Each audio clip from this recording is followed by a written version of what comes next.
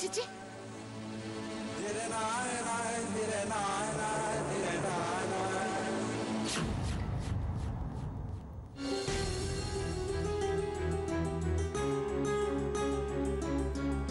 ఏం జరిగిందని చీచి అని వెళ్ళిపోతుంది?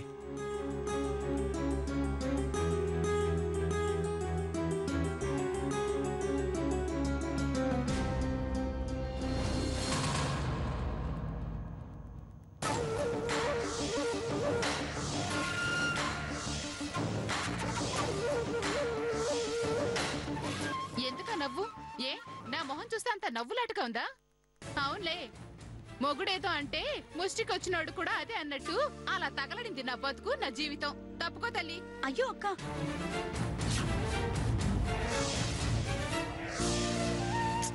ఎందుకు చిరాకు? నీకొక తియ్యటి వార్త చెప్పనా? ఏంటా తియ్యటి వార్త? మీ మైథిలి అక్కకి నా భారతకి తొలి రాత్రి అమోఘంగా జరిగింది అని చెప్తావా? అలా చెప్తానని ఎలా అనుకుంటున్నావు? అది నీ ముద్దుల అక్క కదా, ఎంతకంటే ఏం చెప్తావు? నువ్వు ఈ ఇంటికి వచ్చిన దగ్గర నుంచి అక్క అక్క అంటూ దాని మీద ఓ తెగ ప్రేమ కురిపించేస్తున్నావు కదా. అక్క అరటిపండు తొక్క. ఏం పాపం, దానికి నీకు గొడవ జరిగిందా? దాన్ని తొక్కలా తీసి పారేస్తున్నావు?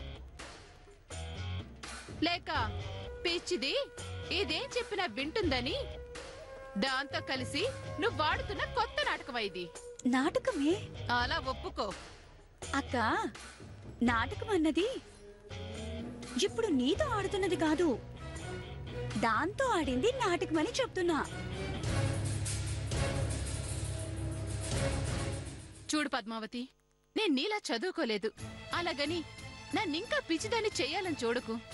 చదువుకోకపోయినా నాకు కాస్త కూస్తో మనుషులు, ఆ మనుషుల మనస్తత్వాల గురించి తెలుసు. నువ్విలా నన్ను అనుమానిస్తున్నావంటే నువ్వు నన్ను పూర్తిగా అర్థం చేసుకోలేదన్నమాట నిజం. నిజాలేంటో ఆ భగవంతుడికి తెలియాలి కదా. ఆ భగవంతుడి మీద ప్రమాణం చేసి చెప్తున్నానక్క,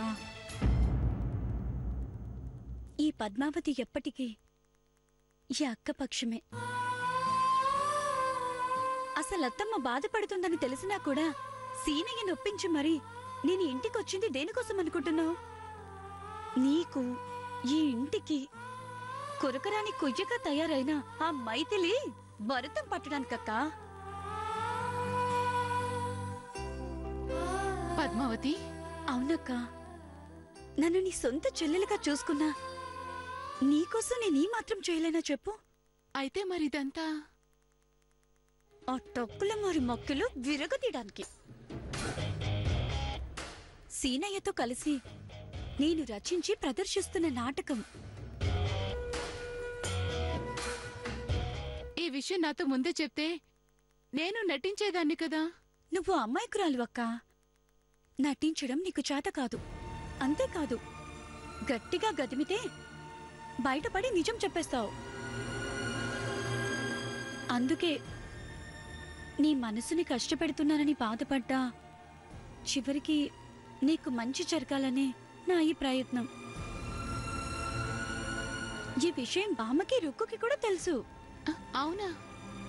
నిన్ను అపార్థం చేసుకున్నాను పద్మావతి, ఏమనుకోవద్దు. ఏమీ అనుకోను, కానీ ఇకనైనా నేను చెప్పే తీయటి వార్త ఏంటో వింటావా? ఇన్నాళ్ళు చేదు కషాయం మింగినట్టుంది. చెప్పు చెప్పు, ఏంటా తీయటి వార్త? ఇక నీకు ఆ మైథిలి బెడద, సవతి పోరు, దాని గొడవ ఏమీ ఉండవు. అది పారిపోయిందక్క.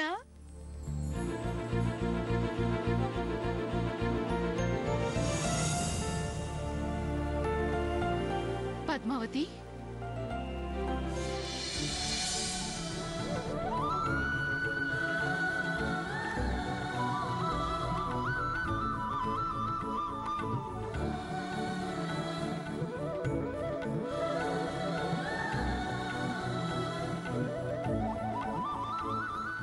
గట్లని మనం అనుకుంటున్నాం పద్మావతి.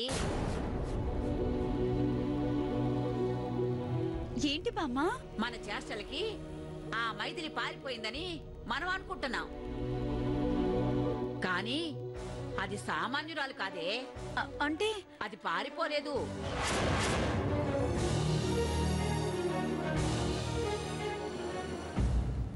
బామ్మా, రా రండి, నేను చూపిస్తాను.